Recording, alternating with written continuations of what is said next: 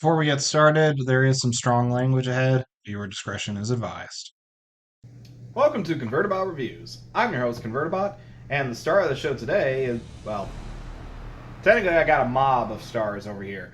It is the Blokees, what is this, the Galaxy class, no, wait, hang on, A few moments later.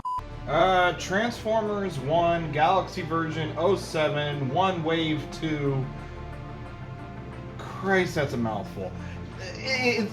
Look, it's Blokees Galaxy class. This is the 7th wave, 7th box, and it's based on Transformers 1.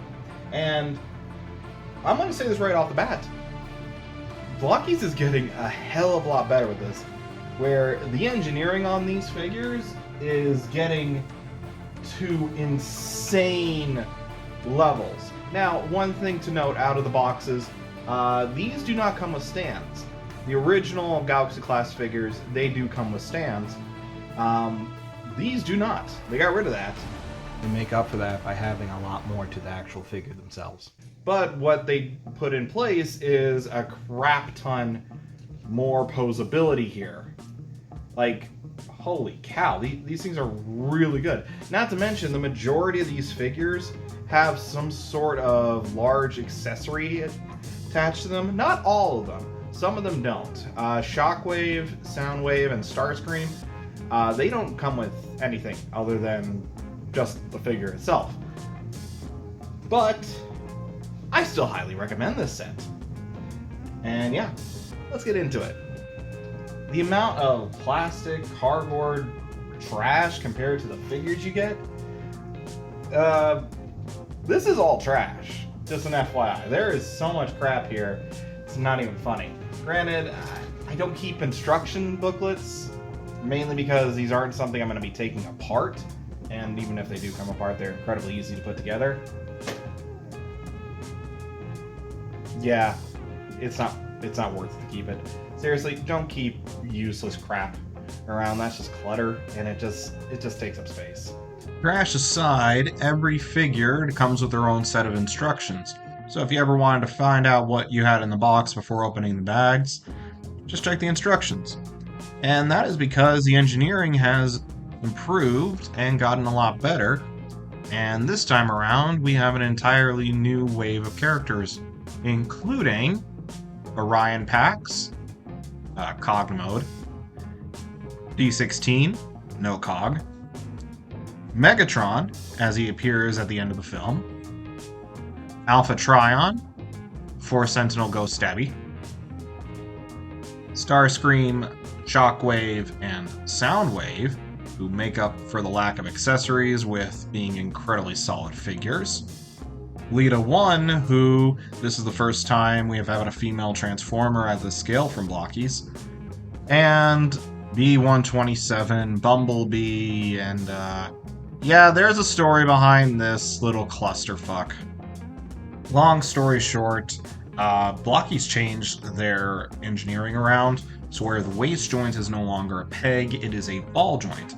This gets a lot more range of motion out of the upper part of the body, which is really good. The problem is, I put it in wrong with the B-127 figure here, and by doing so, I sort of caused some stress and I sheared it clean off.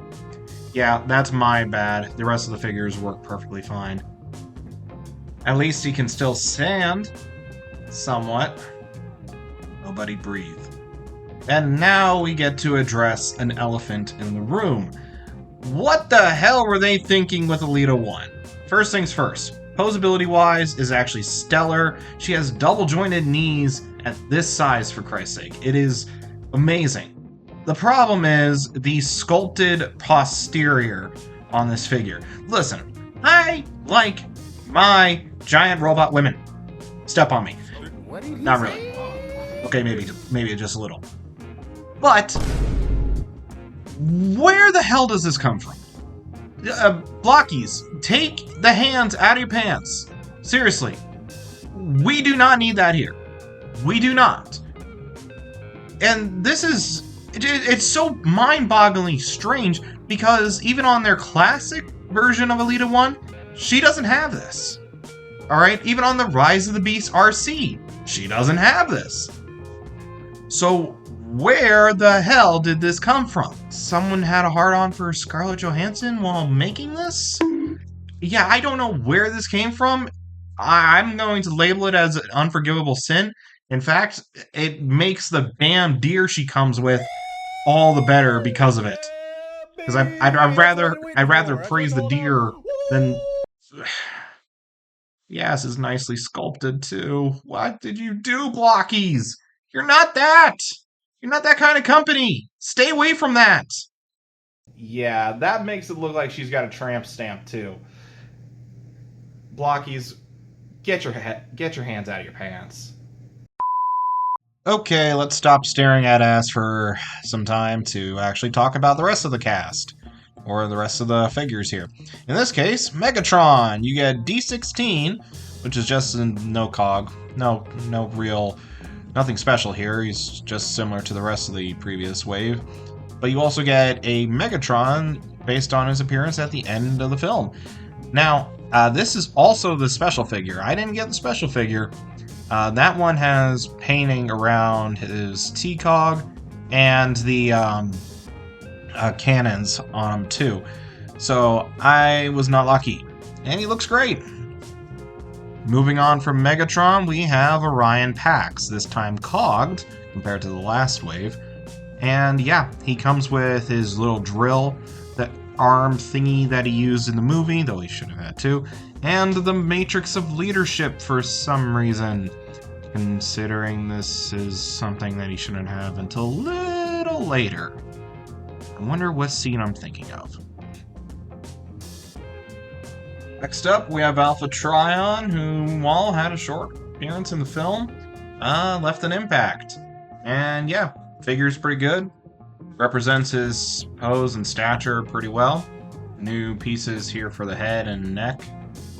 Yeah, overall, pretty good. And then you get to these three goons, who don't come with any accessories and are just kind of there. In reality, they're good. In my opinion, Shockwave's probably the best one, but that's just it. That's literally all I can say about them. Quick side note, Bumblebee does come with accessories. Arm cannon, knife hands, battle mask. Pretty much it. Pretty much the same stuff you get with the classics version. Unfortunately, since I broke mine, I'm sticking to the classics. Also, with every Blokees figure, you get closed hands and open hands. Yeah, you get a ton of extra stuff here. Moving on to size comparisons, they small. Here are Blokees Galaxy Class Wave 7 next to previous Galaxy figures. The classic renditions of the available Transformers 1's cast that I have.